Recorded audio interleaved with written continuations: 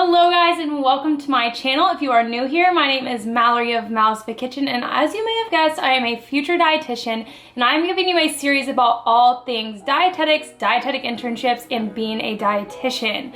So if you want to get all these videos, make sure to subscribe because I'm going to upload them on Wednesdays, and that way you'll be notified when they come out. Today I'm starting at the place that makes the most sense, I feel like, which is should you go into dietetics and or should you be a dietitian? I know it can be hard to decide, and there are definitely things that you need to know about being a dietitian before you go into the field. So I want to share those things with you today so that after this video you can decide if this is the right field for you. So let's start from the beginning. Are you ready for the education process? All the way from your undergrad, becoming a dietitian is more intense than some people know. So when you are in your undergrad, you have a very heavy science-based education, and you also have to be very adaptable. There's a lot of different things you do, and it's not an easy coursework. I know a lot of the people that were in my class, we were all taking more units than what you actually had to as a minimum, and definitely we're also volunteering on the side and all of those other things to ensure that we were going to get an internship. So there's a lot to balance when you're going through it. Not to mention that after your 4 years of undergrad, in order to become a dietitian, you then have to apply to an internship, which can be anywhere from 6 months to even 3 years. And then you have to take a test after that, and finally you're a dietitian. Definitely also note that by 2024, you will actually have to go through all 4 years of undergrad, then 2 years of your master's before you can apply to an internship.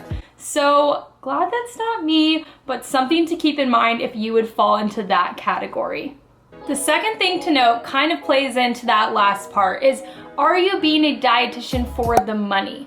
Now, I'm not saying that all RDs get paid poorly, but becoming a dietitian, I would not say is the most lucrative position. So you have to pay for all 4 years of those undergrad, you have to pay for your dietetic internship, and you are not paid in the process, even though you are working full time.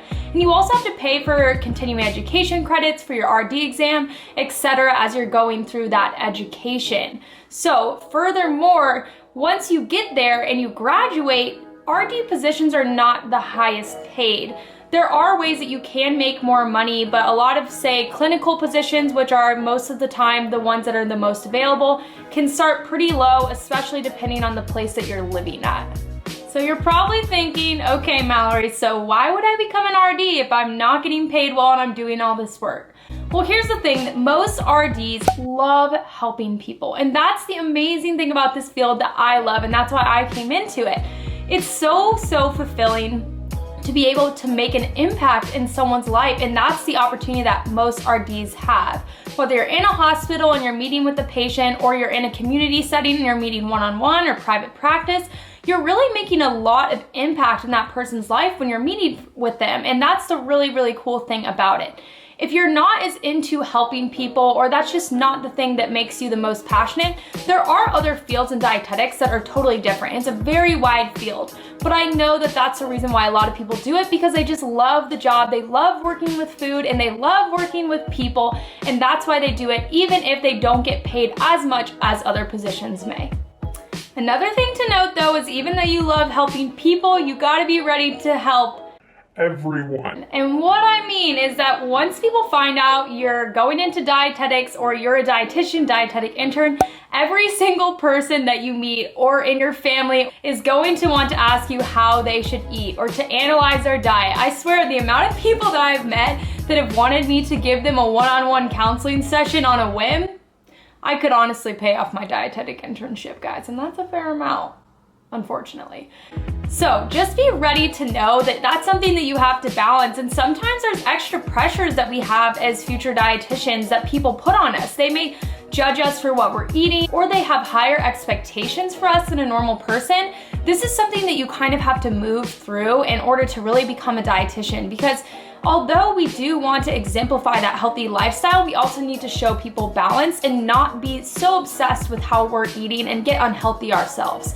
So if you are able to handle this, you will be a great dietitian, but it's always something I mention because people are surprised about it once they start getting into this field. Lastly, are you adaptable? I swear this is so important. For example, when I was in my dietetics degree, I would literally go from making frickin' muffins in the morning to then having to convert the amount of meals that someone needs out of like cup sizes and dippers, and then go take an OCHIM test at night. And honestly, that is really how it is. And that kind of theme continues all throughout your dietetic internship and as you're a dietitian, because you need to be able to adjust according to the patient, according to the situation, and really be able to read people. So if you struggle with that, that's okay. When I was younger, I actually had a really hard time being adaptable and changing to my situation. But as I've gone through my dietetics degree, I've gotten better and better. So you don't have to be perfect at it now, but just think that this is something you'll have to continually get better at as you go on. So if you don't have that dedication to trying to better yourself,